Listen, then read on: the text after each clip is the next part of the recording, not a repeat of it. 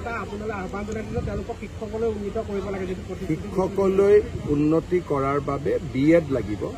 আৰু TET pass কৰিব লাগিব আৰু তেনেকৈ নকৰাৰ বাবে সুপ্ৰিম কোৰ্টে পশ্চিমবংগত 26,000 শিক্ষক আৰু ৱেষ্ট বেংগলত 10,000 শিক্ষকক 3 বছৰ চাকৰি কৰাৰ পিছত চাকৰিৰ পৰা